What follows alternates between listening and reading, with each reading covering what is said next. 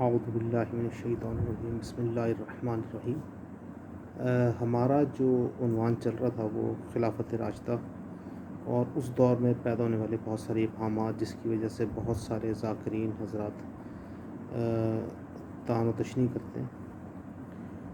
تو آپ ہمارے ساتھ منسلک ہیں اپنے قصر الحکمت چینل کے ذریعے۔ اگر آپ نے سبسکرائب کر دیا ہے تو بیل بٹن دبا دیجیے، اگر آپ نے سبسکرائب نہیں کیا تو سبسکرائب کر دیجیے، اگر آپ کو ویڈیو پسند آئے تو اس کو لائک اور شیئر کر دیجیے گا تاکہ ہماری حوصلہ افزائی ہو۔ حضرت امام حسن علی مقام رضی اللہ تعالیٰ عنہ کے خلافت سے دستبرداری کے بعد خلافت حضرت امیر معاویہ رضی اللہ تعالیٰ کو ملی۔ آپ تقریباً فتح مکہ کے زمانے میں مسلمان ہوئے، لیکن آپ کی جو ہمشیرہ تھی وہ ابتدا میں ہی اسلام لے تھی اور نبی پاک صلی اللہ علیہ وسلم کی زوجہ مطہرہ تھی۔ حضرت امیر معاویہ رضی اللہ تعالیٰ نے آخری جو نبی پاک صلی اللہ علیہ وسلم کا جو آخری ٹائم تھا، یعنی 8 ہجری کے بعد سے وہ نبی پاک صلی اللہ علیہ وسلم کے ساتھ ہی گزارا، یعنی مدینہ میں ہی رہے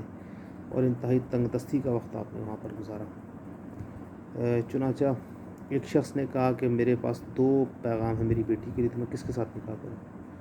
تو آپ نے فرمایا جو امیر معاویہ تو بہت غریب آدمی ہے، اس کے پاس تو کچھ نہیں ہے کہ وہ خود کھا سکے، اپنی بیوی کو کھلا سکے، اور جو دوسرا آدمی اپنی بیوی کو مارتا ہے، لیکن میں کہوں گا کہ وہ دوسرے والے سے، کیونکہ وہ کھلا سکتا ہے، نان نفقہ دے سکتا ہے، تو اس کے ساتھ نکاح کر دو۔ تاہم وقت گزرتا گیا تو اس کے بعد آپ کی مالی حیثیت بھی مضبوط ہوتی گئی اور آپ کے جو جوہر تھے وہ بھی سامنے نظر آنے شروع ہوئے۔ آپ کی امتیازی خصوصیات میں جو سب سے امتیازی خصوصیت ہے وہ ہے انتہا درجے کے منتظم۔ آپ نے معاملات کو بہت ہی شاندار انداز سے قابو پایا۔ حضرت سیدنا علی کرم اللہ وجہ کے مقابلے میں آپ کافی زیادہ دور رس اقدامات کرنے والے آدمی تھے۔ چنانچہ تحکیم نے حضرت علی کرم اللہ وجہ کو معزول کر دیا، لیکن ان کی طرف سے جانے والے جو وکیل تھے انہوں نے کہا جی کہ میں معزول نہیں کرتا۔ تو اس کے علاوہ بھی باقی معاملات کو بھی آپ دیکھیں، حضرت علی کرم اللہ وجہ کی توجہ اپنی طرف سے ہٹا کر جنگ صفین جنگ نہروان کی طرف منتقل کروا دی، یعنی کہ خوارج کی طرف منتقل کروا دی۔ اپنے معاملات کو درست کیا، مصر اور شام کی زمین سے ٹیکس بہت بڑی مقدار میں اکٹھا کرنا شروع کیا، اور امیر شام تو اب بنی گئے تھے حضرت عثمان غنی کی شہادت کے بعد، اور حضرت علی کرم اللہ وجہ کی زندگی میں بھی آپ امیر شام ہی تھے۔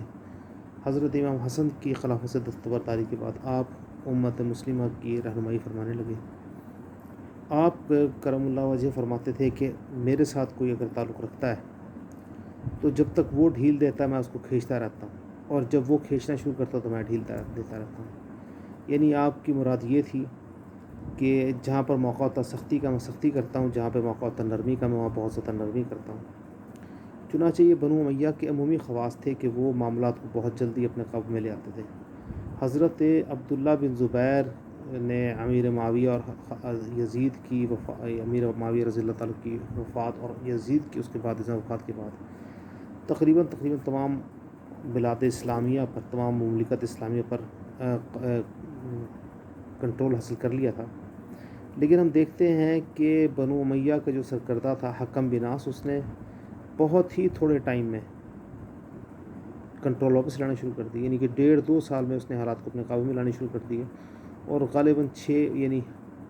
مروان بن حکم کے زمانے میں حضرت عبداللہ بن زبیر شہید کر دیے گئے۔ انتہائی مختصر دور ہونے کے باوجود حکم بن عاص کا جو حضرت عثمان غنی کا چچا زاد بھائی بھی تھا، آپ یہ دیکھیں کہ انتظامی معاملات میں لوگ کتنے مضبوط اور کتنے اسٹرانگ تھے کہ انہوں نے وہ جو یعنی ایک چیز تھی جو لگتا تھا کہ حل ہو ہی نہیں سکتا معاملہ، یعنی بظاہر تو حضرت عبداللہ بن زبیر کی پورے بلاد اسلامیہ نے اطاعت قبول کر لی تھی، نجد، حجاز، مصر، کوفہ، یعنی یہ صرف شام تک محدود ہو گئے تھے، لیکن اس کے بعد آپ دیکھیں اپنی زمانہ شناسی اور اپنی زیرکی سے، اپنی عقل سے انہوں نے، اور یہ حکم بن عاص وہ شخص تھا جس کو نبی پاک صلی اللہ علیہ وسلم نے فرمایا تھا کہ اس کو اسلامی مملکت کی حدود سے نکال دو، لیکن سیدنا عثمان غنی نے ان کے لیے سفارش کر کے ان سے اجازت نامہ دلوا دیا تھا۔ یعنی آپ تصور کیجئے کہ ایک شخص جس کو کسی ایک موقع پر مملکت اسلامیہ سے ہی خارج کرنے کا حکم دے دیا گیا ہو، وہ دوبارہ موجود ہو۔ تو یہ ساری بات تھی بنو امیہ کی معاملہ فہمی، معاملہ شناسی اور انتظامی قابلیت کی۔ حضرت معاویہ نے مصر اور شام کے نظام کو بہت اعلیٰ درجے پر پہنچا دیا، لیکن کیونکہ حضرت عمر فاروق کی وفات ہو گئی تھی اس لیے وہ ان کو تبدیل نہ کر سکے۔ اس کے بعد حضرت عثمان غنی کے پورے دور میں امیر معاویہ ہی مصر اور شام کے گورنر رہے۔ اس کے بعد حضرت علی کے زمانے میں تو خود مختاری کا اعلان کر دیا تھا انہوں نے۔ اس کے بعد پھر آپ حضرت امام حسن کی دستبرداری کے بعد آپ نے مملکت اسلامیہ کا بیڑا اٹھا لیا۔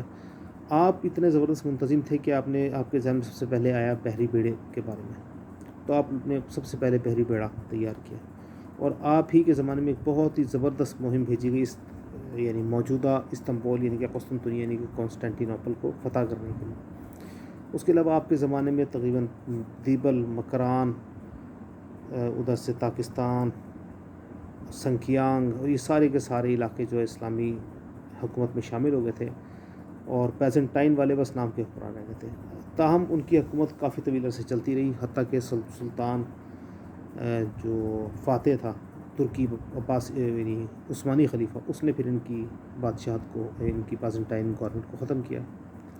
ورنہ یہ اس کے زمانے تک سلسلہ چلتا رہا۔ جو لگان کے اصول مقرر کیے، مصر اور شام میں آپاشی کا نظام بہتر کیا، اس میں جب خود خلیفہ بنے تو معاملات کو بہت زیادہ مضبوط کیا۔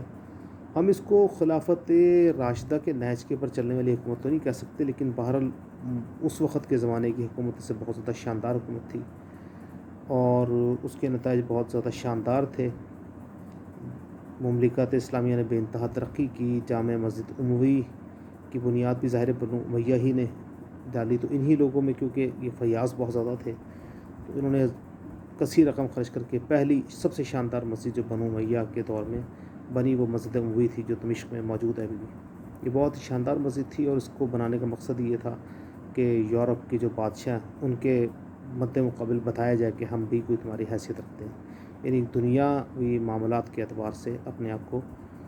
مضبوط کرنا، اسٹرانگ نظروں میں لانا۔ تو حضرت امیر معاویہ نے حضرت امام حسن سے لے کر یعنی کہ تقریباً 35 ہجری سے لے کر تقریباً اپنی وفات تک یہ خلافت پر متمکن رہے،